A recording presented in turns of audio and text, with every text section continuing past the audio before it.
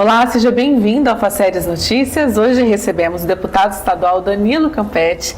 Danilo é natural de Votuporanga e representa a região de São José do Rio Preto e também Noroeste Paulista na Assembleia Legislativa do Estado de São Paulo. Deputado, muito obrigada por vir aqui com a gente hoje. Obrigado, Gabriela. Quero cumprimentar a todos que nos assistem pela TV Faceres, Faceres Notícias. Estou à disposição. Vamos conversar.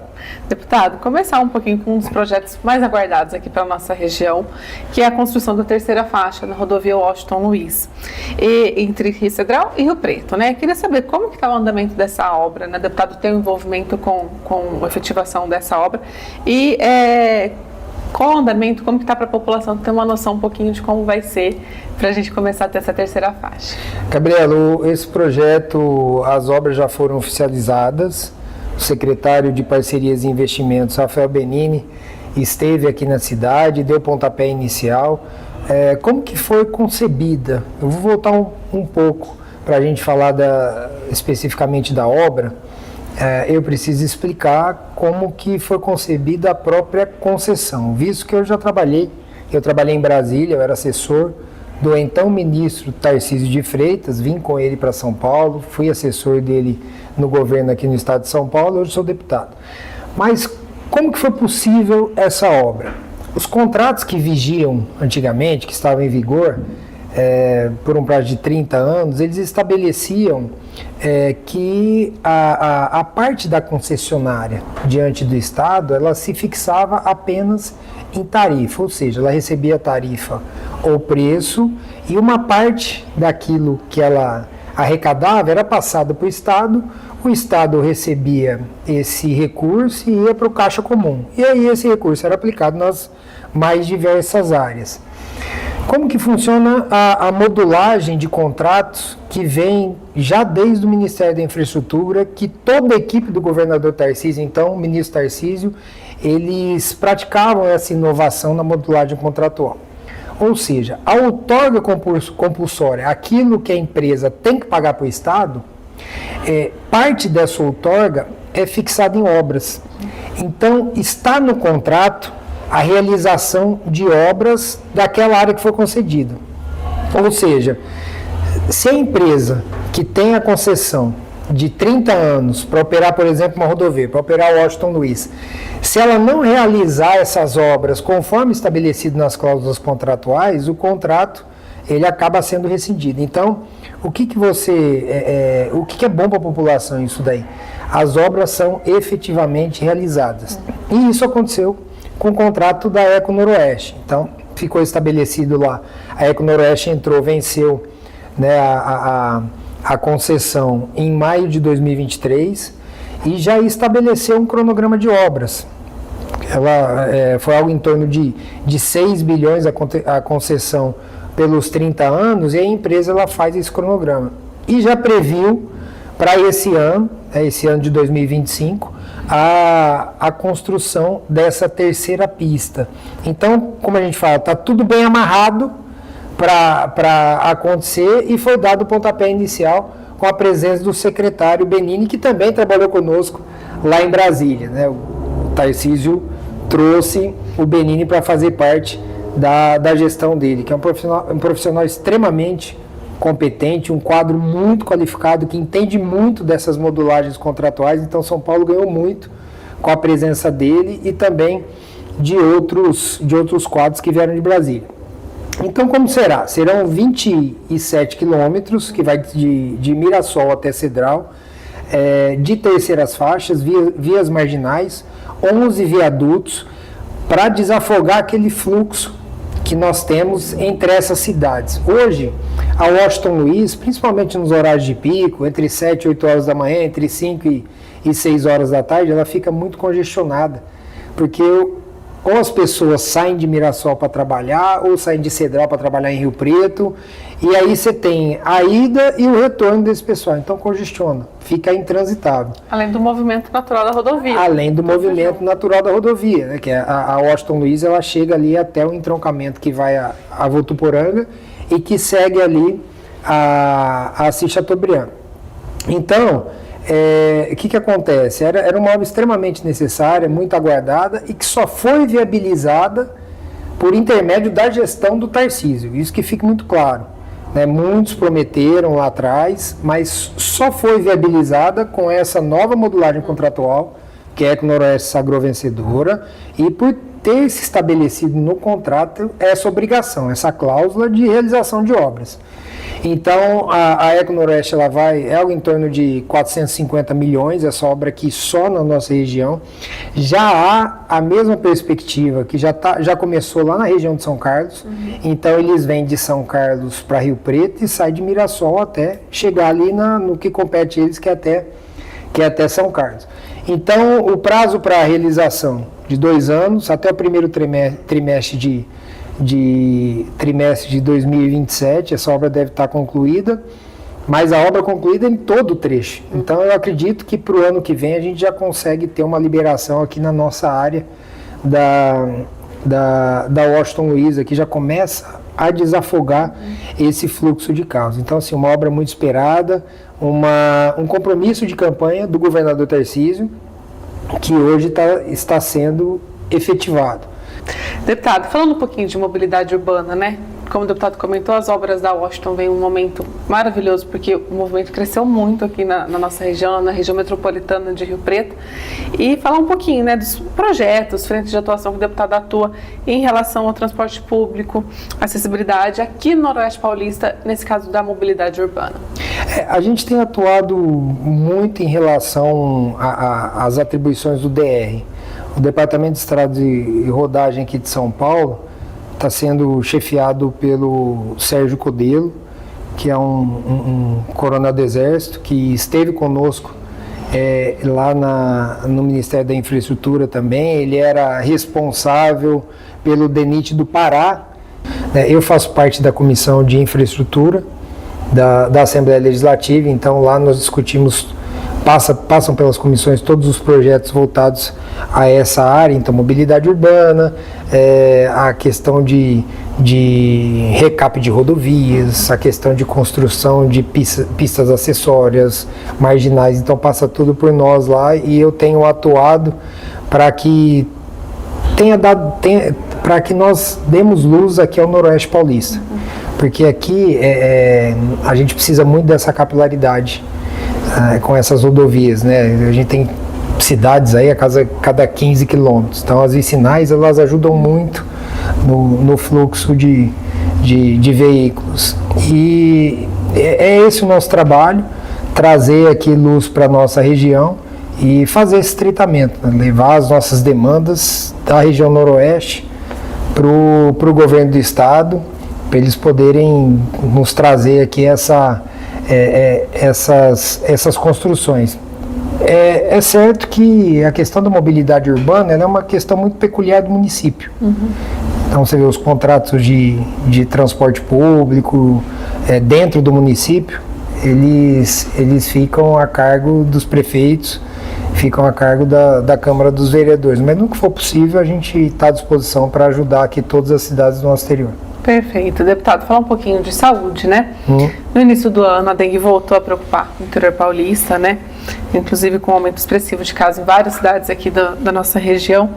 Qual a sua avaliação, né, sobre as medidas de combate à dengue, que é uma doença que a gente sabe que sempre vai ter pico, e passar um pouquinho e voltar, e quais medidas, né, para o fortalecimento dos municípios nesse enfrentamento? A dengue ela pressupõe uma atuação também da população. Então já é mais do que, a nossa região é muito atingida aqui, já é mais do que comprovado que se não houver a ajuda da população, fica muito difícil erradicar o mosquito. Então eu vejo que o governo do estado ele estabeleceu um programa de combate, de prevenção à dengue na pessoa do Dr. Eleusis Paiva, que é de Rio Preto, que é o secretário estadual de saúde, um programa de excelência que deu suporte aos municípios. Eu como deputado, através das minhas emendas, ajudei muitos municípios, principalmente os menores, que às vezes precisam ter uma sobrecarga na sua rede de saúde, precisam de implementos, precisa comprar seringa, gás, precisa comprar soro para hidratação. Então, eu, da minha parte de destinação de emendas, eu indiquei para várias cidades aqui, acho que em torno de 21 a 22 cidades da região, um recurso direto, caindo na veia da Secretaria de Saúde da cidade, da administração municipal, para que os prefeitos possam suprir esse aumento, que é um aumento não programado. Nós temos a região de Rio Preto, toda a região, um quadro que se estabeleceu muito grave, Rio Preto mesmo com recorde de mortes, 25 mortes, e hoje, graças a Deus, a gente já passou o platô.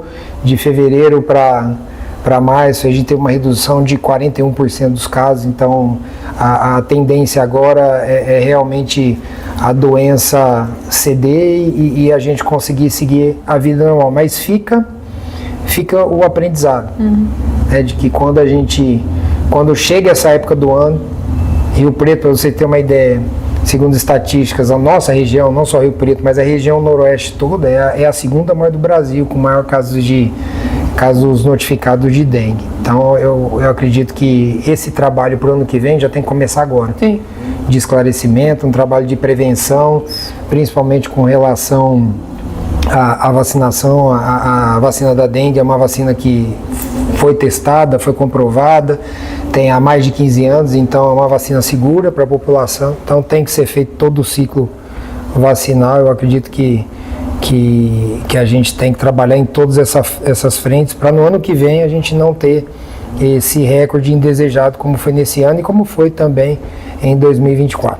Deputado, ainda seguindo nessa área da saúde, né, um dos seus projetos de lei cria diretrizes para atendimento especializado às vítimas de acidente vascular cerebral isquêmico, que é o AVCI. Explica pra gente, por favor, o que é esse projeto, né, como que ajuda, auxilia a população com a efetivação desse projeto. A gente tem a intenção de uniformizar esse atendimento. Para você ter uma ideia, nós temos um caso muito importante, inclusive uma emenda que eu indiquei para a Santa Casa de Votuporanga. Eles estabeleceram lá o centro de neurocirurgia. Então, com essa emenda, eu mandei uma emenda de R$1 milhão lá para a Santa Casa. Eles contrataram uma equipe, essa equipe já salvou 25 pessoas. Isso em menos de 3 meses. Então, para a gente ver como, de repente, uma atuação ali precisa, em referência a um caso específico como esse, né, do AVC, ela é importante. Então, é para trazer ali uma luz, para a gente tentar trazer também a trombectomia, para poder fazer não só, né, aquela forma tradicional que o pessoal usa, né, né, aquela forma de dissolução do trombo, e então trazer a trombectomia, que é um procedimento mais sofisticado, que tem um resultado muito grande, né, que seria com a trombectomia e os trombolíticos, né? Então a gente hoje mais de 70% é feito só com trombolítico. A gente quer trazer que nos casos em que é indicado a trombectomia, que ela seja efetivamente utilizada, porque a trombectomia salva e deixa sem sequelas algo em torno de 90% dos casos. Então, nesse contexto, é importante a atuação do poder público, vista essa questão, porque repercute diretamente na população, salva vidas. A gente sabe que o AVC, e vocês aqui têm muito mais propriedade do que eu dizer, porque é uma faculdade de medicina, sabe que cada minuto conta ou pela vida da vítima, do paciente, né, ou para que não restem sequelas. Então essa lei ela traz no bojo dessa norma legal esse tratamento uniforme, né?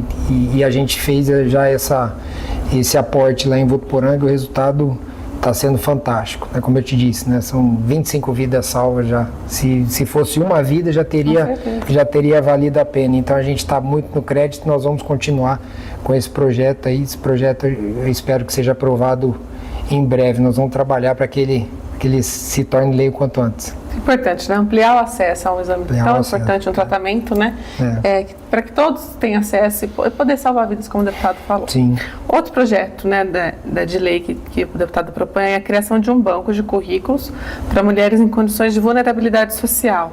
Como surgiu essa iniciativa, deputado? A gente viu essa demanda da seguinte forma, né? Que o que são essas mulheres está elencado no projeto, o que são essas mulheres em vulnerabilidade social? Aquelas, por exemplo, são vítimas de violência doméstica ou de tentativa de feminicídio, aquelas que dependem de ajuda do governo, que participam de algum programa social, as mães atípicas, aquelas em condição de rua, ou seja, tem um rol que não é taxativo, é um rol exemplificativo que pode ser ampliado e que estabelece, além desse banco de currículo, uma condição de empregabilidade, uma política de empregabilidade, porque é fato que essas mulheres têm uma maior dificuldade em retornar ao mercado de trabalho. E eu tenho como concepção que todo programa social, você deve medi-lo quanto à efetividade, não pelo número de pessoas que entram, mas pelo número de pessoas que saem do programa social. Então, a gente está proporcionando essa porta de saída, ou seja, para as mulheres terem autonomia. E é evidente que elas encontram uma dificuldade muito grande em retornar ao mercado de trabalho.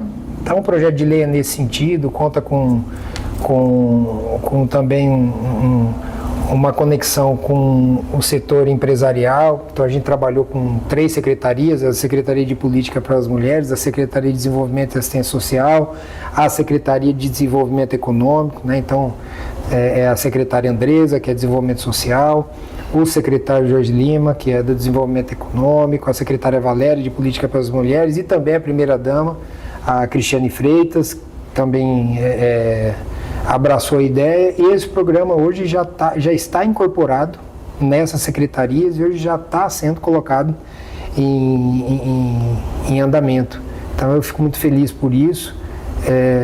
Foi uma ideia que surgiu com foco nessas mulheres e hoje o governo de São Paulo já abraçou a ideia e já está colocando em prática. Muito bom. Vamos mudar um pouquinho de assunto, né? Falar um pouquinho do fortalecimento das universidades, das instituições de ensino aqui no interior, né? Como deputado, vê o papel das instituições de ensino, como a FACERES, né? Na formação de profissionais e também para o desenvolvimento regional.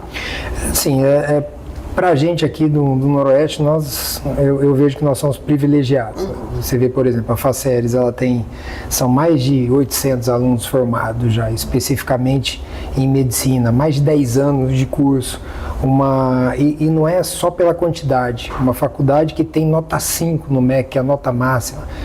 Isso, o que traz para nós? Traz que serão inseridos no mercado profissionais com qualidade, profissionais com uma boa formação e que tem uma repercussão direta no bem-estar, na saúde da nossa população, ou seja, nossa população vai realmente ser atendida com médicos de qualidade. Então, para nós que estamos hoje num cargo público, é muito gratificante saber porque a medicina é a arte de cuidar, é a arte de salvar vidas, e estão salvando vidas da nossa população. Então, para nós é extremamente gratificante saber que essas universidades, como a FACERES, atuam na boa formação, mas não só isso, como você disse, Gabriela, atuam também levando a medicina preventiva, esclarecendo a população e, às vezes, estendendo o braço àqueles que, ou por desconhecimento ou por falta de oportunidade, não conseguem ter acesso aos exames.